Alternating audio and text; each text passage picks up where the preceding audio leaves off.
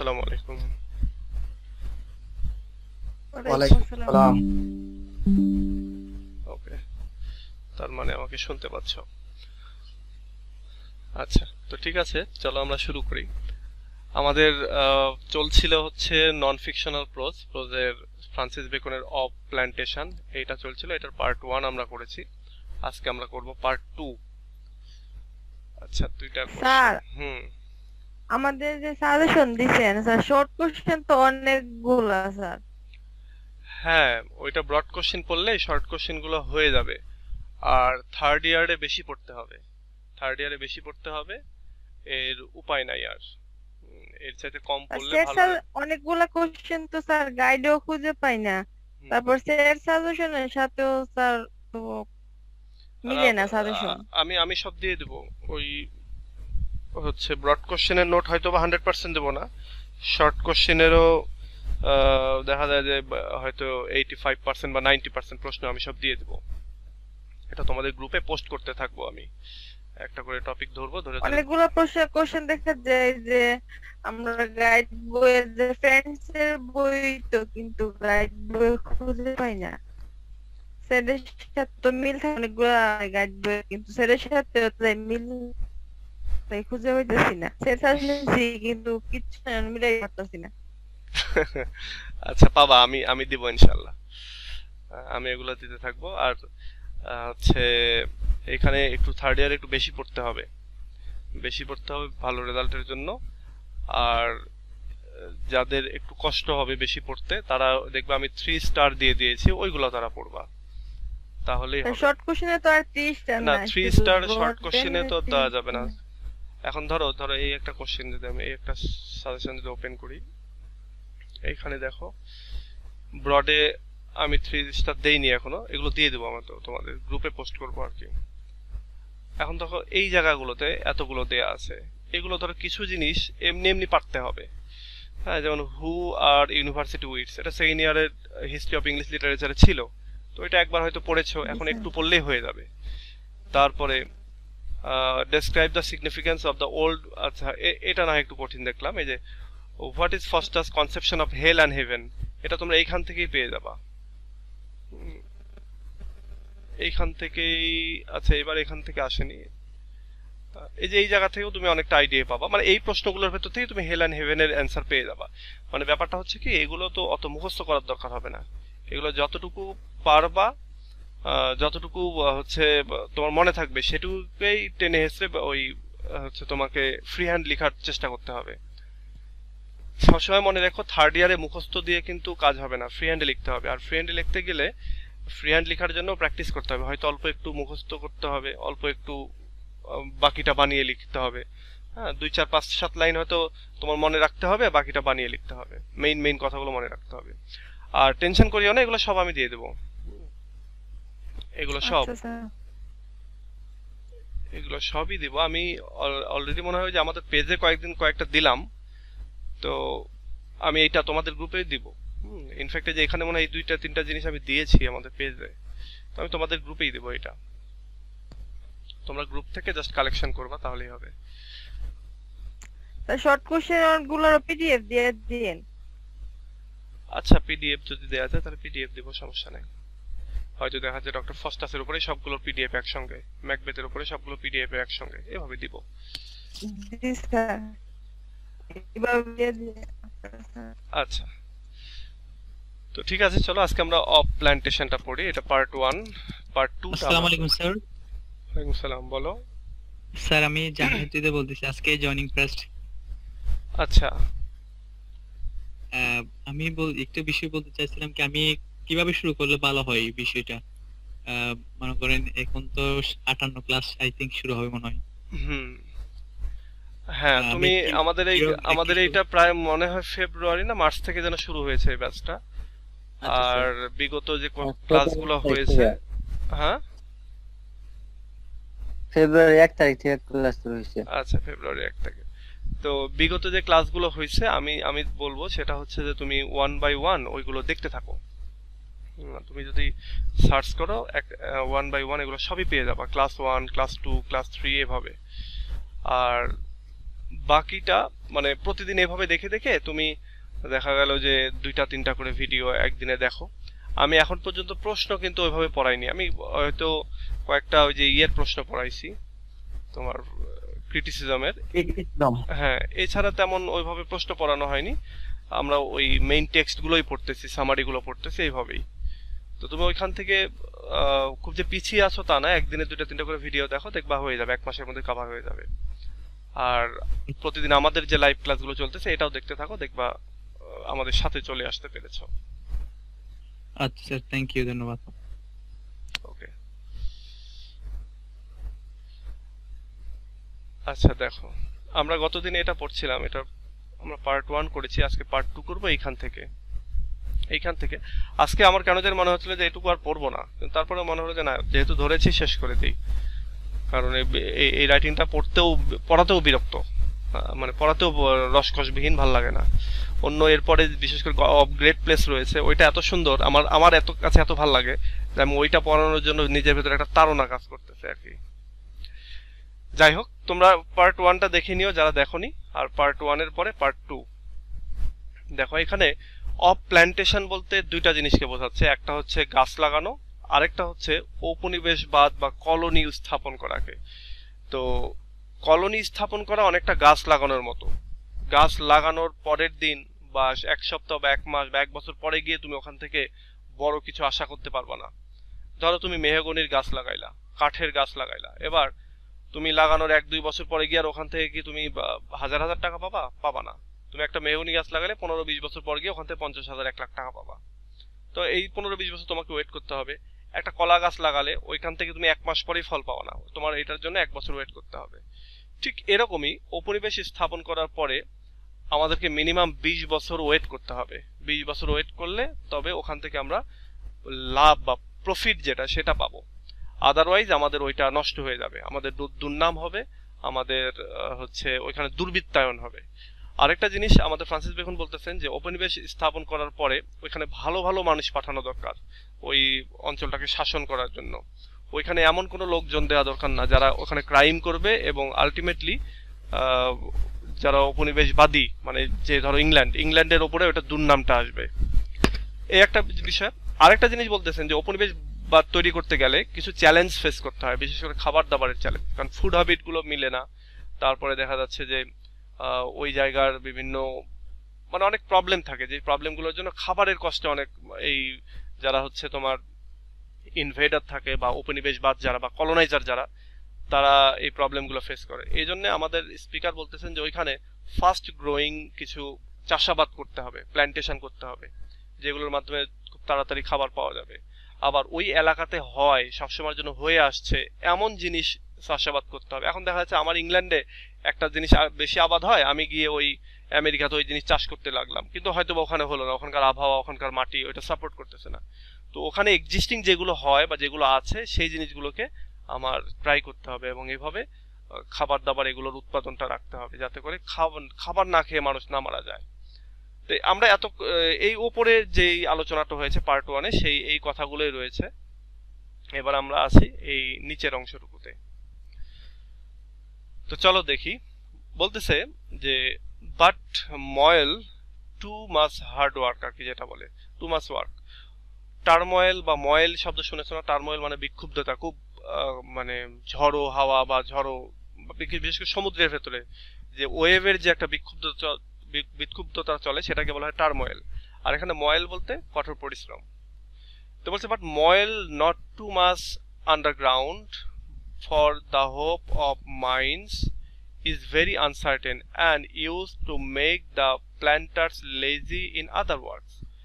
বলা হচ্ছে খুব বেশি পরিশ্রম করার দরকার নেই মাটি খুঁড়ে নিচের দিকে যাওয়ার জন্য, এই মাইনের জন্য, অর্থাৎ খনিজ পদার্থ। তুমি একটা নতুন দেশে গেছো, ওখানে গিয়ে তোমার খাবার দাবার উৎপাদন এগুলো করা বেশি জরুরি। ওখানে গিয়ে আগেই তুমি খোঁড়াখুড়ি শুরু করে দিলা, মাইন বের করা শুরু করে দিলা, খনিজ পদার্থের খোঁজ করলা, এখন তখন ওইটা করতে গেলে খুব বেশি পরিশ্রম হবে এবং এতে করে দেখা যাচ্ছে অনেক খোঁড়াখুড়ির পরেও তুমি এটা আনসার্টেন থেকে গেল, এই মাইন বা খনিজ পদার্থ কিছু পেলে না।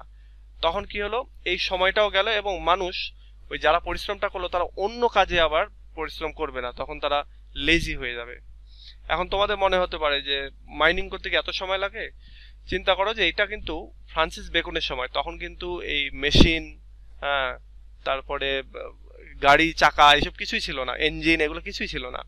ইনফ্যাক্ট তখন এই যে আমরা যদি বলি হচ্ছে পেট্রোল ডিজেল এগুলারও হয়তো বা ওরকম ব্যবহার ছিল না। তো ওই সময় বলতেছে ওখানে, তো ওই সময় মাইনিং করতে গেলে ওই মাটি খুঁড়ে খুঁড়েই করা হতো। তোমরা এখনো দেখতে পাবা আফ্রিকান অঞ্চলে অনেক বড় বড় ওই যে স্বর্ণের, তারপরে হীরার খনি আছে না, এগুলো কিন্তু ওই খুঁড়ে খুঁড়ে করতে হয়। এখানে গ্যাস বের করার কোনো যে যন্ত্র, যে গ্যাস দিবে গ্যাস বের করে আনবে এরকমটা নাই।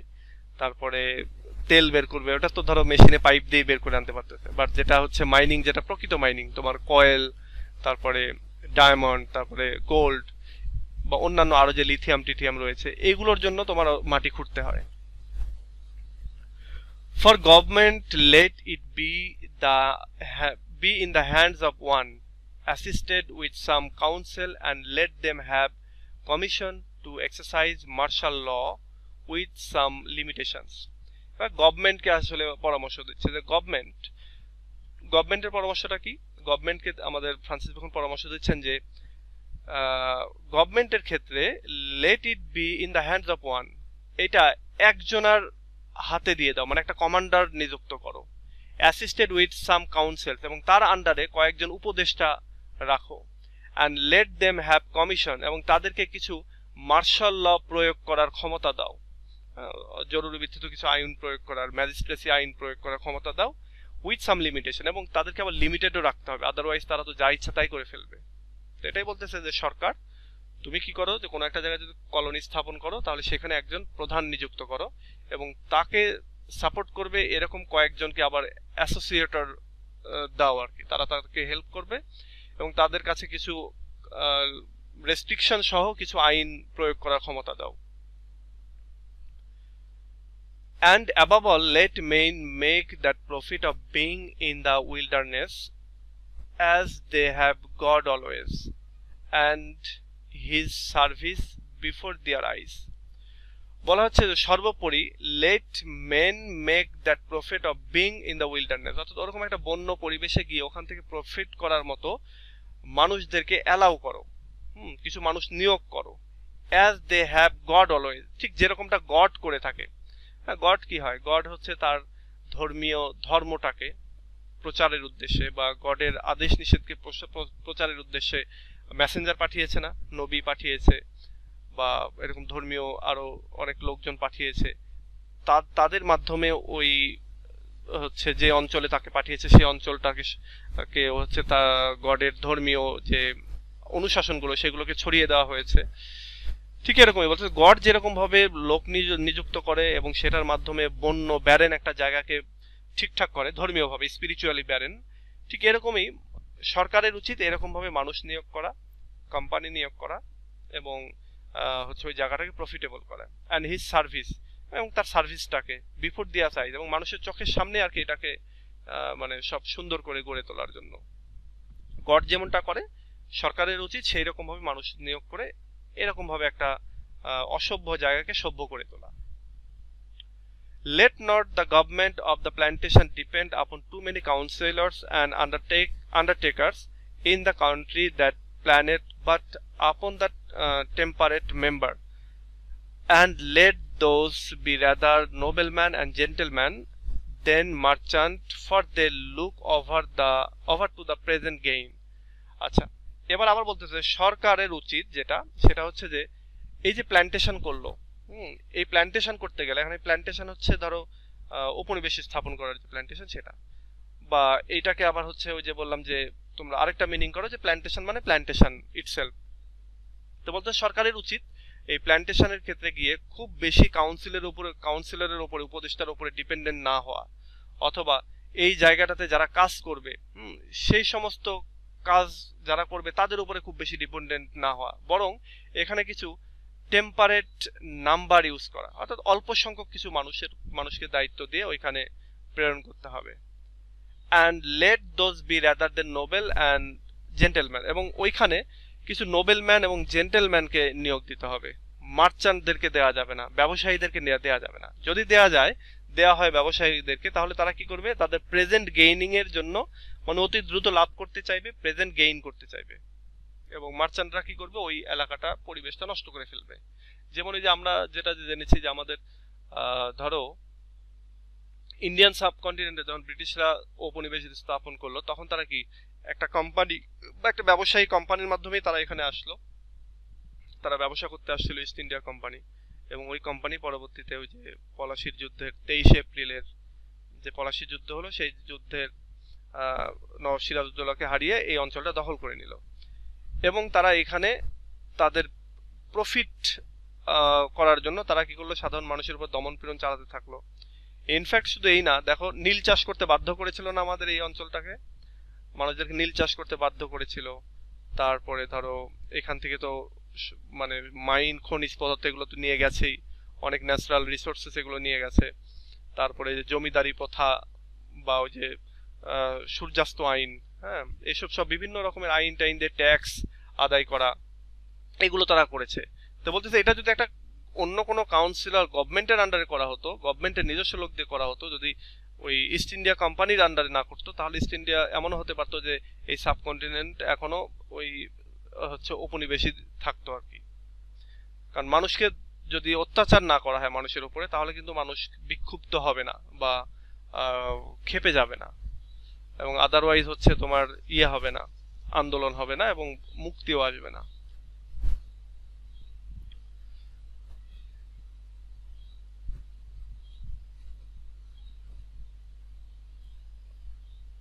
আচ্ছা, হ্যাঁ, খাজনার পরিমাণ বাড়ায় দিয়েছিল, ট্যাক্স করের পরিমাণ বাড়ায় দিয়েছিল। ইউজ হেডফোন,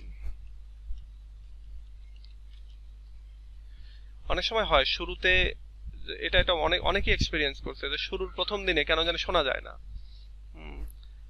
তারপরে আবার ঠিক হয়ে যায়। এটার কোনো সমাধান আমার কাছে নাই। আমি অনেক জায়গায় অনেক ব্লগ দেখলাম যে এটা কেন এরকমটা হচ্ছে, তো দেখলাম যে না, এরকম কোনো সমাধান নাই। ওকে, দেখো, let there be freedom from custom till the plantation be of strength, and not only freedom from custom but freedom to carry their commodities where they may make their best of them, except there be some special cause of caution। বলা হচ্ছে যে তাদেরকে freedom দিতে হবে, কোনো রকমের custom রীতিনীতি এইগুলোতে তাদেরকে বেঁধে রাখা যাবে না। অর্থাৎ যে লোকগুলোকে তুমি কোনো একটা জায়গায় প্ল্যান্টেশন করতে দিলা বা উপনিবেশবাদ স্থাপন করতে তাদেরকে নিয়োগ দিলা, ওই জায়গাটাতে তাদেরকে স্বাধীনতা দিতে হবে, এবং তাদের এই উপনিবেশবাদ একটা শক্তিশালী পর্যায়ে না যাওয়া পর্যন্ত, কলোনিটার একটা স্থিতিশীল অবস্থা না আসা পর্যন্ত এইটাকে তাদেরকে স্বাধীনতা দিতে হবে। এবং শুধুমাত্র যে স্বাধীনতা দিলেই হবে না, তারা তাদের ডেইলি যে কমোডিটিস গুলো বা তাদের প্রয়োজনীয় জিনিসপাতি, সেগুলো তারা মুভ করাতে পারবে এক জায়গা থেকে আরেক জায়গায়, যে জায়গায় তাদের যখন যেটা দরকার সেই জায়গায়। আবার যে জায়গায় যে জিনিস দরকার সেই জিনিসগুলো যেন তারা ব্যবহার করতে পারে, ইউজ করতে পারে, অ্যাপ্লাই করতে পারে, সেটা করতে দিতে হবে।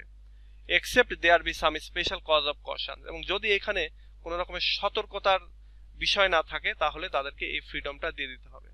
এখন ওই যে রাশিয়ার মতো যে এরকম ফ্রিডম দিয়ে দেওয়া হয় যে হচ্ছে ওয়াগনার বাহিনীকে ফ্রিডম দেওয়া হলো এবং তারা উল্টো আবার ইয়ে করলো, বিদ্রোহ করলো, তো এই ক্ষেত্রে আসলে প্রবলেম। বাট যদি এটা যদি না হয়, তাহলে স্বাধীনতা দিয়ে দাও তাদেরকে।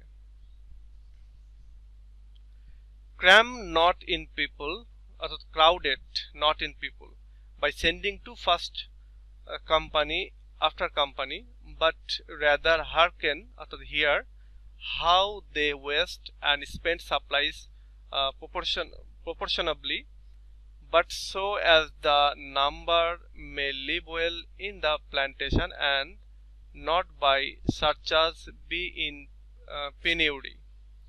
আচ্ছা,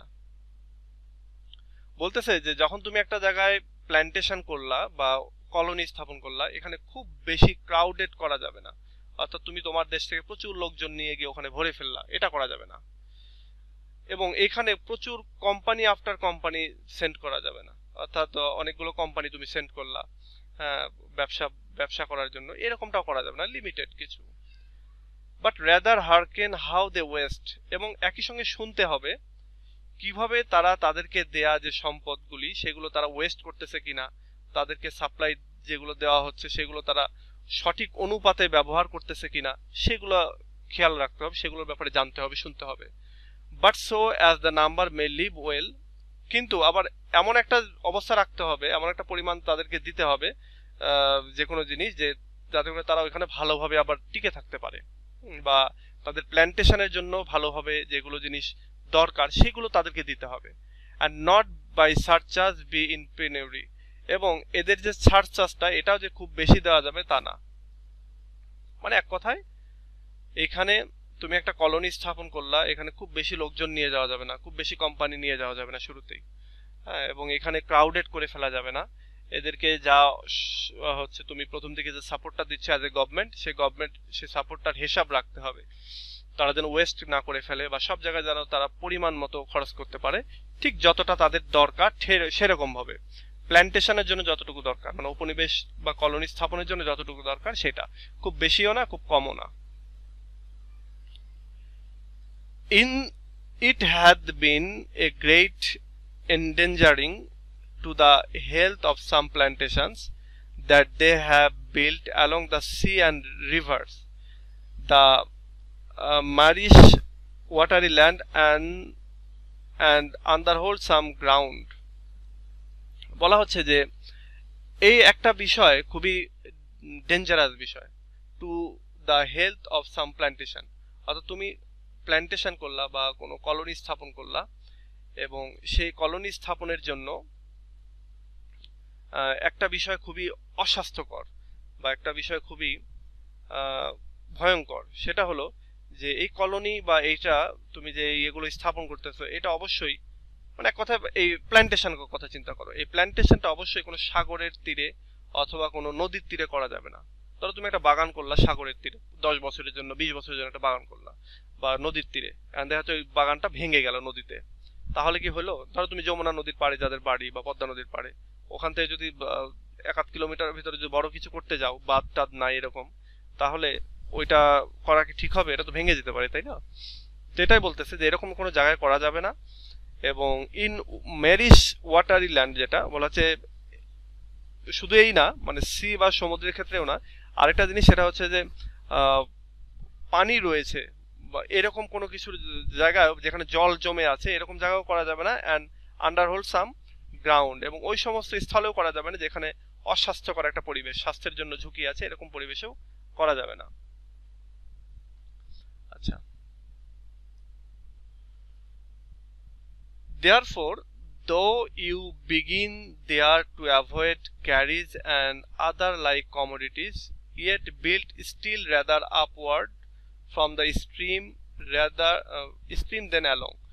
বলতেছে যাই হোক, তারপরেও যদি তুমি এটা করেই থাকো, হয়তো ক্যারিয়েজ বা অন্যান্য কমোডিটিস পরিবহনের জন্য যদি তুমি এটা করেই থাকো, তাহলে এটা মনে রাখো সবসময়, yet build still rather upward from the stream, অর্থাৎ যেদিকে তোমার পানিটা গড়াচ্ছে সেই দিক থেকে একটু ওপরের দিকে এটা করতে হবে।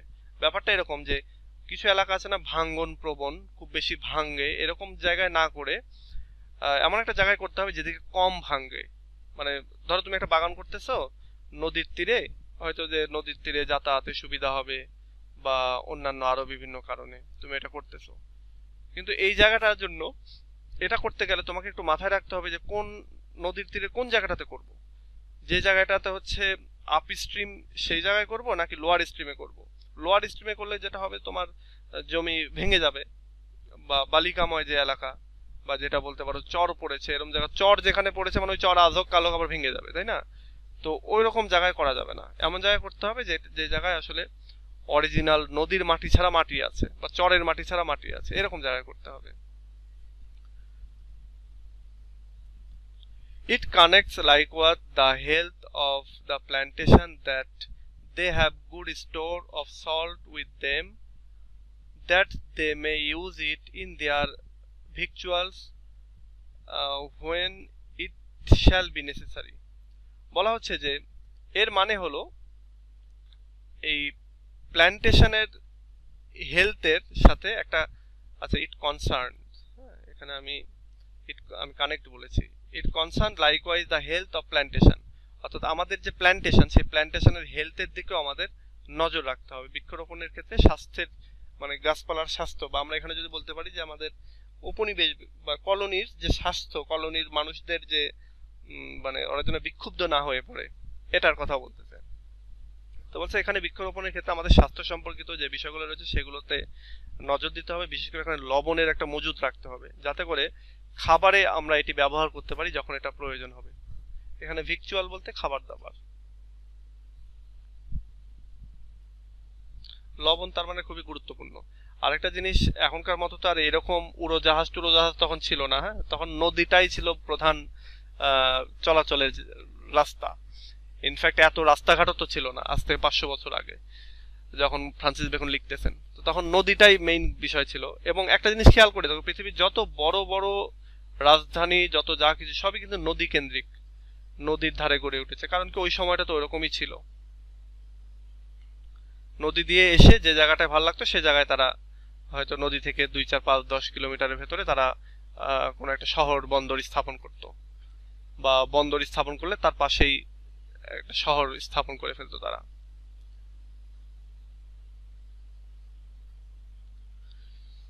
If you plant where savages are, do not only entertain them with trifles, ins and out, and jingles, but use them justly and graciously with sufficient guard nevertheless, and do not win their favor by helping them to invade their enemies, but for their defense. It is not amiss, and send out of them over to the country that plants, that they may see a better condition than their own, and comment it when they return. অনেক বড় sentence. এবার বলতেছে, ধরো কোনো একটা জায়গা যেখানে অনেক স্যাভেজ লোক আছে, মানে স্থানীয় লোক যারা মূর্খ সূর্খ মানুষ, তারা যদি কোথাও থাকে, তাহলে ডু নট অনলি এন্টারটেইন, তাহলে শুধুমাত্র তাদেরকে ওই নাচ গান এগুলো দিয়ে বিভোর করে রেখো না। হ্যাঁ, বা তাদেরকে এন্টারটেইনমেন্ট দিয়ে বিভোর করে রেখো না, বরং কি করো, তাদেরকে ব্যবহার করো দয়ার সাথে, সঠিক উপায়ে, মানে গ্রেসাসলি তাদেরকে ব্যবহার করো। এবং এক্ষেত্রে উইথ সাফিসিয়েন্ট গার্ড নেভারদিলেস, এবং তাদেরকে ব্যবহার করার সময় একটু সতর্কও থেকো, একটু গার্ডটা নিয়ে রেখো। বাই চান্স এরকমটা হলে যে তোমার একটু বিপরীতে চলে গেলে তার দেখা যাবে যে তোমাকে মেরে ফেলবে, তো এই জন্য গার্ড সাথে রেখো। and do not win their favor by helping them to invade their enemies, এবং তাদেরকে হেল্প করতে যেও না, তাদেরকে তাদের মনটাকে জিতে নিতে গিয়ে তারা আবার অন্যদেরকে ইনভেড করতেছে, অন্য একটা দেশ বা প্রদেশের উপরে তারা হানা দিচ্ছে, সেইখানে তাদেরকে হেল্প করে এটা করার দরকার নেই। But for their defence it is not Amiss, বরং তাদের ডিফেন্সের জন্য তুমি তাদেরকে হেল্প করো, এটা খারাপ কিছু না। Send out of them over to the country that plants, এবং তাদেরকে ওই সমস্ত কান্ট্রি থেকে, যে জায়গাটাতে তারা প্ল্যান্ট করে আর কি, সেই জায়গাগুলোতে তাদেরকে নিযুক্ত থাকতে দাও। তারা কিভাবে ওই জায়গাটা থেকে বেটার কন্ডিশন করতে পারে সেটা তাদেরকে করতে দাও। And comment it when they return, এবং তারা যখন ফিরে আসে তখন তাদেরকে প্রশংসা করো। ব্যাপারটা হচ্ছে এরকম যে, ধরো তুমি একটা জায়গায় গেলা, ধরো ব্রিটিশরা ইন্ডিয়াতে আসছিল, এসে ইন্ডিয়ার সব লোক খেদাই দিয়ে কি ওরা এখানে শাসন করতে শুরু করেছে? না, তারা কি করেছে, এখানে এসে এখানকার কিছু লোকদেরকেই বিভিন্ন পদে টদে বসিয়ে চাকরি বাকরি দিয়ে তারা তাদেরকে ইউজ করার চেষ্টা করেছে। তোমরা এটা 4th ইয়ারে গেলে এ প্যাসেজ টু ইন্ডিয়া নামে একটা রাইটিং পাবা, হ্যাঁ, ওইখানে দেখতে পাবা অনেক এরকম টাইপের কাহিনী। তো এই অঞ্চলের মানুষ খুব ম্যাসিভ আকারে সবাইকে শিক্ষিত করেছে তা না, কিছু কিছু লোক যাদেরকে তাদের দরকার হবে এদেরকে শিক্ষিত করে তাদেরকে তারা ব্যবহার করেছে, এবং এটা ব্যবহার করতে গিয়েও তাদের সাথে গার্ড টার্ড রেখেছে, কারণ আদারওয়াইজ তো যদি স্থানীয় লোকজন খেপে যায়, সেজন্য দমন পীড়নও চালিয়েছে তারা। আবার এইখানকার লোকদেরকে যে অন্য আরেকটা দলের সাথে যুদ্ধ করবে তারা এইখানকার লোকদের পক্ষে, তারা সেটা করেনি, বরং এখানকার লোকদের, এই স্যাভেজ লোকদেরকে তারা হেল্প করেছে পেছন থেকে, তাদের নিজেকে ডিফেন্স করার জন্য। এইটা এরকম না যে তারা এদের হয়ে অন্যের বিরুদ্ধে ঝাঁপায় পড়েছে, এরকমটা করেনি। সেন্টেন্সটা বুঝতে না পারলে আরেকবার বললেও তো আমাকে, এটা অনেক বড় একটা সেন্টেন্স, তো আমি আবারও দরকার হয় বলবো।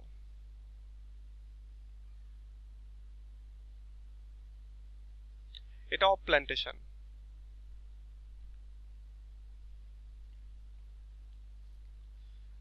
ওকে, এবার আসো, when the plantation grows to strength, then it is time to plant with women as well as with men, that the plantation may spread into generations and not be over pitched from without. আচ্ছা, এটা একটা দারুণ কাহিনী, দারুণ কথা। বলতে যখন তোমার প্ল্যান্টেশনটার একটা মানে স্থিতি আসলো, স্ট্যাবল হলো, তো এই প্ল্যান্টেশন বলতে এখানে কলোনি, যখন তোমার কলোনিটা তুমি একটা জায়গায় গেলে, ইনভেট করলে, একটা জায়গায় দখল করে নিলে, এবং ওইখানে হচ্ছে তুমি কলোনি স্থাপন করতেছো, যখন তোমার কলোনিটা মোটামুটি একটা স্থিতিশীলতার মধ্যে আসলো, তখন এখানে পুরুষ মানুষ এবং মহিলা মানুষদেরকে প্ল্যান্টেশন করতে লাগিয়ে দাও। মানে ব্যাপারটা হচ্ছে এখন তখন যেন এখানে মানুষ বেশি বেশি বাচ্চা কাচ্চা নেয় আর কি। তাহলে কি হবে, এই প্ল্যান্টেশনটা জেনারেশন টু জেনারেশন স্প্রেড করবে, এই জেনারেশন থেকে পরের জেনারেশন পর্যন্ত এটা টিকে থাকবে এই উপনিবেশবাদটা। And not be over passed from without, এবং এটা তখন টুকরো টুকরো হবে না, টুকরো বেশি, খুব বেশি টুকরো টুকরো হয়ে যাবে না। যদি কখনো ভেঙেও যায় এই কলোনিটা, একবার টুকরো টুকরো হয়ে খান খান হয়ে যাবে না, তোমার হাতছাড়া হয়ে যাবে না। ব্যাপারটা এরকম, তুমি একটা জায়গায় গিয়ে একটা দেশ দখল করলা, এবার তোমার এলাকাতে তো কিছু মানুষ নিয়ে যাবে, এবার এই মানুষকে তাদেরকে বাচ্চা কাচ্চা পয়দা করতে দাও, যত বেশি তারা বাচ্চা কাচ্চা পয়দা করতে পারে, তাহলে কি হবে, ওখানে যে বাচ্চা কাচ্চা গুলো জন্মাবে, তাদের ওই জায়গাটার প্রতি একটা ভালোবাসা আসবে, ওই জায়গায় তারা থাকতে চাইবে, ওই জায়গার ওই পরিবেশের সাথে তারা মিশে যেতে পারবে, রোগ শোক কম হবে। এতে করে কি হবে, তোমার যে প্ল্যান্টেশন, তোমার যে কলোনিটা, এটা তোমার মানুষদের দ্বারা আরো সিকিউর হবে, এবং এটা জেনারেশন বাই জেনারেশন চলতে থাকবে।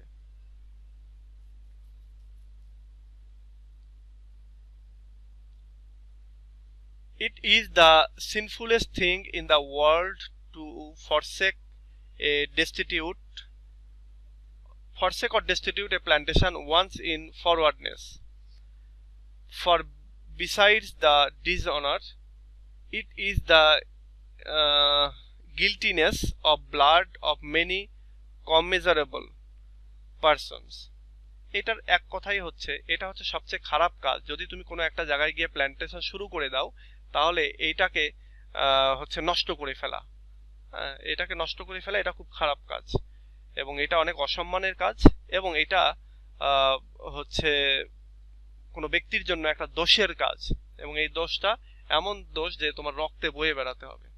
ব্যাপারটা এরকম, তুমি একটা জায়গায় কলোনি স্থাপন করলা, কলোনি স্থাপন করার পরে সবকিছু মোটামুটি ঠিকঠাক, এরপরে হুট করে এটা নষ্ট হয়ে গেল, ভেঙে গেল, তাহলে এইটা হচ্ছে খুব খারাপ একটা বিষয় হয়ে গেল, এটা মানে তুমি হেরে গেলা। ধরো ব্রিটিশরা বাংলাদেশে বা ইন্ডিয়ান সাবকন্টিনেন্টে আসার পরে যদি বেশি দিন টিকে থাকতে না পারতো, ধরো 2, 4, 20, 25 বছরের মধ্যে যদি এটা আবার ভেঙে যেত, ইন্ডিয়া স্বাধীন হয়ে যেত, তাহলে তারা হেরে গেল না? এটা তাদের জন্য ডিসঅনারের কাজ হয়ে গেল না, অসম্মানের কাজ, এবং এইটা একটা গিল্টিনেস তাদের ভেতরে থেকে যেত। বাট তারা 200 বছর শাসন করেছে, মানে তারা মোটামুটি সাকসেসফুল।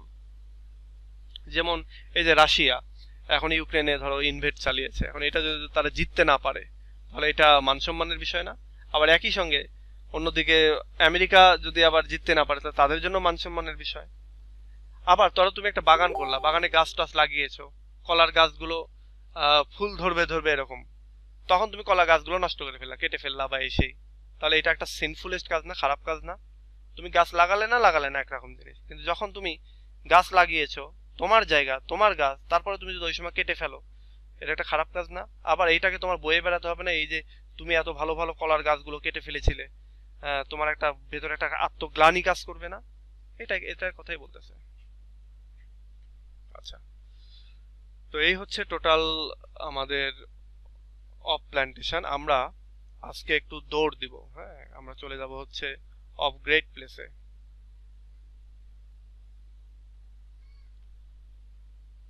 এই যে অফ গ্রেট প্লেস, আজকে আবার ফার্স্ট ইয়ারে অফ স্টাডিজ পড়াবো, তো মানে অফের ভেতরেই আছি। আচ্ছা, অফ গ্রেট প্লেস এখানে আমরা পড়বো আজকে। আজকে আমরা হয়তো মেইন টেক্সটে যেতে পারবো না, মেইন টেক্সট এটা একদিনেই হয়ে যাবে মেবি। আমরা আজকে এখানে ইন্ট্রোডাকশন বা অন্যান্য জিনিসগুলো পড়ি, আমরা এইটুকু পড়তে পারবো ইনশাল্লাহ। আচ্ছা, যাদের জন্য আচ্ছা, আমরা যে অফ প্ল্যান্টেশন পড়লাম, এখান থেকে তোমাদের কোনো কোশ্চেন আছে? ফার্স্ট ফার্স্ট পার্ট যতটুকু বললাম, আবার আজকে যে সেকেন্ড পার্ট এতটুকু বললাম, এগুলো নিয়ে?